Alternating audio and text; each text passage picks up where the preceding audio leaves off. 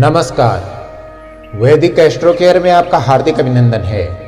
वैदिक ज्योतिष शास्त्र में अनेक शुभ अशुभ योग बतलाए गए हैं। शुभ योग जहां व्यक्ति को उसके संपूर्ण जीवन काल में विद्या, बुद्धि, धन, संपदा, स्वास्थ्य, परिवार, कार्यक्षेत्र आदि में लाभ प्रदान करते हैं, वहीं जन्म कुंडली में उपस्थित अशुभ योग व्यक्ति के जीवन को अनेक प्रकार से कष्टमय भी बना देते हैं। ऐसा ही एक अशुभ योग है गुरु चांडाल योग। आज हम गुरु चांडाल योग के बारे में चर्चा करेंगे। जन्म कुंडली के किसी भी भाव में जब गुरु और राहु की युति हो तो यह योग गुरु चांडाल योग कहलाता है। चांडाल योग के कारण जातक के जीवन में हमेशा अस्थिरता बनी रहती है, उसका चरित्र भ्रष्ट हो जाता है और ऐसा व्यक्ति अनैतिक अथवा अवैध कार्यों में संलग्न हो जाता है। इस दोष के निर्माण में बृहस्पति को गुरु कहा गया है तथा राहु को चांडाल माना गया है। किसी कुंडली में राहु का गुरु के साथ संबंध जातक को बहुत अधिक भौतिकवादी बना देता है, जिसके चलते वह जातक अपनी हर इच्छा को पूरा करने के लिए गलत कार्यों से धन अर्जित करने में भी परहेज नहीं करता। गुरु राहु युति शब्द से ही दो विपरीत स्वभाव के ग्रहों की युति का बोध होता है। देवगुरु ग्रह बृहस्पति जहां ज्ञान, विवेक, आध्यात्म, न्याय, शुचिता के कारक सूचक हैं, वहीं मायापुत्र राहु असुर ग्रह मायावी, सर्वाधिक भौतिकवादी, न्याय धर्म को न मानने वाला, धूर्त, अविश्वसनीय, दूषित, अविवेकी ग्रह माना जाता है। गुरु और राहु का साथ एक धीर, गंभीर, ज्ञानी, आदर्शवादी गुरुजन और एक भौतिकवादी, मान्यताओं को न मानने वाले व्यक्ति का साथ है, जो गुरु को अपनी तरफ मोड़ने के लिए भी समर्थ है। सर्वविदित है, विवेक, आध्यात्म, न्याय, ज्ञान की राह कठिन है। यह और भी कठिन हो जाती है जब एक शक्ति हर युक्ति से अभिलाषित ध्येय पाने का आश्वासन दे रही हो।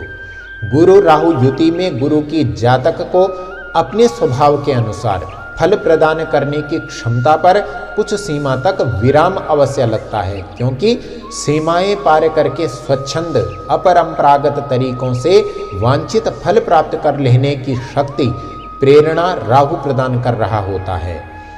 राहु सर्वाधिक भौतिकतावादी, न्याय धर्म परंपरा को न मानने वाला, धूर्त, युक्तियों से निग्रह न करने वाला ग्रह है। अतः गुरु राहु युति जिस भाव में होती है उस भाव के फल बहुत सीमा तक कुछ अलग तरह से प्राप्त होते हैं। राहु छाया ग्रह है, जिस राशि में स्थित होता है उसके गुण स्वभाव के अनुसार फल प्रदान करता है। गुरु जिस राशि में स्थित होता है उसे अधिकतम विस्तार देता है। गुरु राहु युति जिस भाव या फिर जिस राशि में होती है उसे गुरु के स्वभाव के अनुसार विस्तार तो मिलता है, पर राहु के भौतिकवादी अपरंपरागत रूप से मिलता है। जन्म कुंडली के प्रथम भाव यानी कि लग्न में गुरु और राहु एक साथ बैठकर गुरु चांडाल योग बना रहे हों तो व्यक्ति संदिग्ध चरित्र वाला होता है। ऐसा व्यक्ति न केवल अनैतिक संबंधों में रुचि लेता है, बल्कि हर सच्चे झूठे कार्य करके धन अर्जित करता है। ऐसा व्यक्ति धर्म को अधिक महत्व नहीं देता।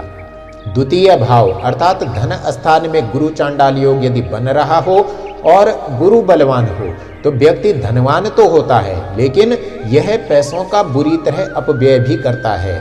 यदि गुरु कमजोर हो तो जातक नशे का आदी होता है।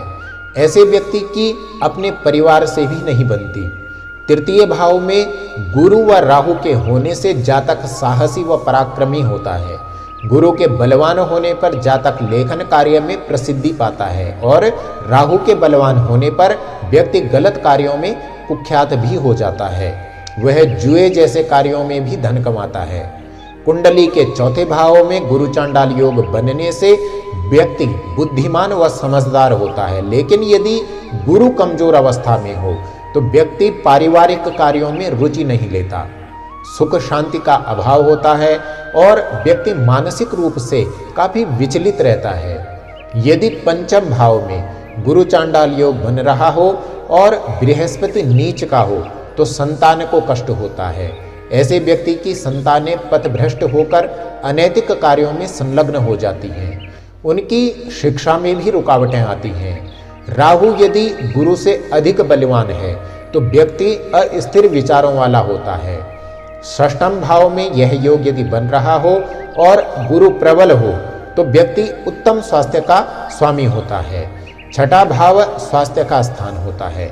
यदि राहु बलवान है तो व्यक्ति कई तरह की शारीरिक परेशानियों से जूझता ही रहता है। उसे कमर के नीचे के रोग सदैव परेशान करते रहते हैं। सातवां भाव दाम्पत्य सुख का स्थान होता है। यदि इस भाव में गुरु चांडाल योग बना हुआ है और गुरु पर अन्य शत्रु ग्रहों की दृष्टि है तो व्यक्ति का वैवाहिक जीवन कष्टकर होता है। यदि इस योग में राहु बलवान है तो जीवन साथी से तालमेल का अभाव रहता है। यदि अष्टम भाव में गुरु चांडाल योग बन रहा हो और गुरु कमजोर हो तो जीवन भर दुर्घटनाओं की आशंका बनी रहती है। बार बार चोट लगती है और इलाज में भी काफी अधिक व्यय होता है। राहु अत्यंत प्रबल हो तो ऐसा व्यक्ति आत्महत्या तक का कदम उठा सकता है। यदि नवम भाव में गुरु चांडाल योग बन रहा हो और गुरु कमजोर हो तो व्यक्ति नास्तिक होता है।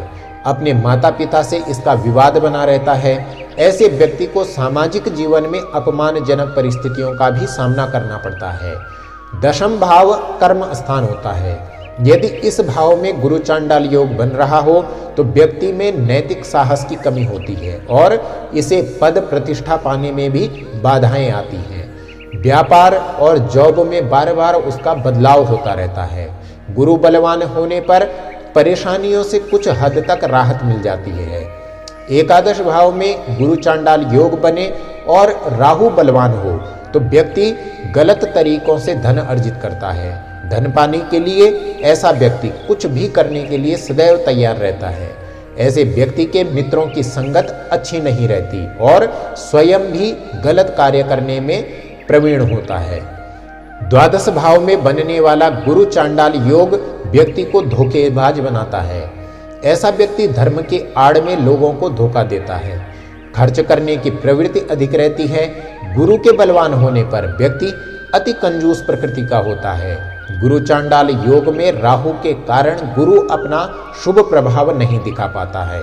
यदि चांडाल योग गुरु या इसके मित्र ग्रह के राशि में बन रहा हो तो राहु को शांत करने के उपाय करने होते हैं ताकि राहु का बुरा प्रभाव कम हो और गुरु का शुभ प्रभाव बढ़े। इसके लिए वैदिक विधि से राहु के वैदिक मंत्रों का जाप कर ग्रह शांति करवाई जाती है। इसके बाद कुल मंत्र संख्या का दशांश हवन करवाना होता है। यदि यह दोष गुरु की शत्रु राशि में बन रहा हो तो राहु और गुरु दोनों की ही शांति के उपाय किए जाते हैं। अपनी जन्म कुंडली का विश्लेषण करवाने हेतु एवं अरिष्ट निवारण हेतु ग्रह शांति करवाने के लिए आप हमसे भी संपर्क कर सकते हैं। वैदिक एस्ट्रो केयर आपके मंगलमय जीवन हेतु कामना करता है। नमस्कार।